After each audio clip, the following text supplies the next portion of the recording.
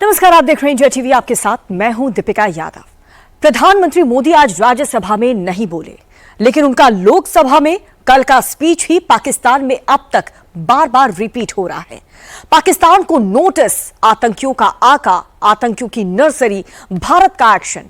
मोदी के स्पीच में आए ये कुछ खास शब्द पाकिस्तान में बार बार पड़ रहा है, क्योंकि मोदी ने पाकिस्तान को कोई वार्निंग नहीं दी, धमकी नहीं दी, सिर्फ वो बताया जो 7 मई से अभी तक हो रहा है और वो भी बताया जो आगे होगा। क्या जनरल मुनीर और उसकी फौज को अंदाजा है कि आगे क्या क्या होगा, कब होगा, कैसे होगा? सब कुछ देखिए और समझिए हमारी इस रिपोर्ट से। पाकिस्तान के लिए भी नोटिस है, वो जब तक आतंक का रास्ता रोकेगा नहीं तब तक भारत एक्शन लेता रहेगा। मोदी का मैसेज पाकिस्तान में लाउड एंड क्लियर। हिंदुस्तान की संसद से जो मोदी ने कहा, जो राजनाथ ने कहा, अब वही स्पीच पाकिस्तान में रिपीट टेलीकास्ट हो रहा है। आवाम सुना रही है, जनरल मुनीर सुन रहा है। पाकिस्तान से जो भी सरहद पार करेगा वो हर हाल में मरेगा। ऑपरेशन सिंदूर के बाद ऑपरेशन महादेव और अब ऑपरेशन शिव शक्ति। जनरल मुनीर की आतंकी फौज को सांस लेने का भी मौका नहीं मिल रहा। हर बीतते दिन के साथ इंडियन आर्मी इनकी सांसों की डोर तोड़ती जा रही है। बुधवार को भी पुंछ में 2 पाकिस्तानी आतंकी ढेर कर दिए गए। मोदी ने एक दिन पहले ही वार्निंग दी थी कि ना आतंकी बचेंगे ना उनके आका बचेंगे। मोदी के बोल के मतलब जनरल मुनीर को पाकिस्तानी खुद समझा रहे हैं।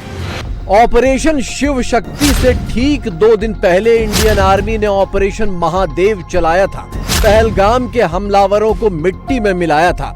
जनरल मुनीर के इन मोहरों की शक्लें देखने लायक नहीं बची, लेकिन पाकिस्तानी बार बार इन तस्वीरों को देख रहे हैं और याद कर रहे हैं कि अगर मुनीर के इशारों पर चले तो मोदी के हाथों यही हश्र नसीब होगा।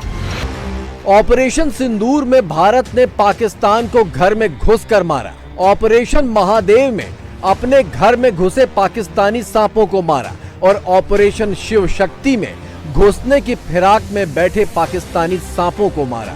मोदी का मैसेज एकदम क्लियर है, सांप जहां होंगे वहीं मारे जाएंगे, क्योंकि ऑपरेशन सिंदूर जारी है। इस मार का असर यह हुआ कि पाकिस्तान अपनी एटम बम वाली धमकी भी भूल गया। पाकिस्तानी रक्षा मंत्री ख्वाजा आसिफ की जुबान लड़खड़ा रही है। इनकी जुबान लड़खड़ाने का मतलब है कि जनरल मुनीर हकला रहा होगा, क्योंकि पाकिस्तान की सरकार में बैठे लोग वही बोलते हैं, वही दिखाते हैं जो अपने पीछे आर्मी को करता देखते हैं। जनरल मुनीर की जुबान क्यों लड़खड़ा रही है? क्योंकि FATF कह चुका है कि पहलगाम आतंकी हमला बाहरी मदद के बिना मुमकिन नहीं था। यूनाइटेड नेशंस सिक्योरिटी काउंसिल ने भी कह दिया कि पहलगाम हमला लश्कर की मदद के बिना मुमकिन नहीं था।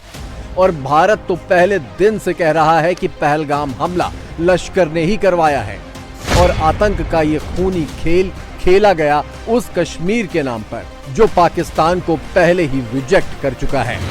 पहलगाम हमले के बाद पाकिस्तान में ये चर्चा बड़े जोरों पर थी कि कराची में हाफिज सईद बड़ी रैली करने वाला है। कश्मीर में खून बहाने के लिए पाकिस्तानी कठमुल्ले उसका इस्तकबाल करने वाले थे, लेकिन भारत के गोले और मिसाइलों की रफ्तार देखकर हाफिज फिर से बिल में छिप गया है। मोदी जब कहते हैं कि आतंकियों को उनकी नर्सरी में ही खत्म कर देंगे, तो आम पाकिस्तानी भी ये समझता है कि नर्सरी कहाँ है, कौन चला रहा है और इस नर्सरी की वजह से उसके कितने हक मारे जा रहे हैं। रोटी, कपड़ा और मकान भी पाकिस्तानियों के लिए एक जंग है, क्योंकि आतंक की इंडस्ट्री चलाने वाली पाकिस्तान आर्मी से ये पूछने की हिम्मत उसकी कठपुतलियों में नहीं है कि भारत से लड़ने के नाम पर सारा खजाना खाली तो किए दे रहे हो, हासिल क्या कर रहे हो।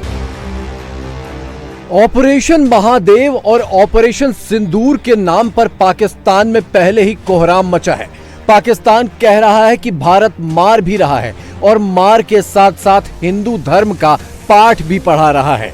धर्म पूछ पूछ कर हिंदुओं को मारने वाले कितना भी रो लें, कितना भी छाती पीट लें, उनकी जड़ें कश्मीर से उखाड़ कर फेंकने वाले ऑपरेशन चलते ही रहेंगे।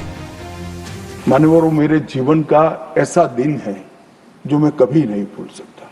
एक बच्ची ने, जिसकी शादी को 6 दिन हुए हैं, वो विधवा होकर हमें पूछती थी कब इसका बदला लिया जाए।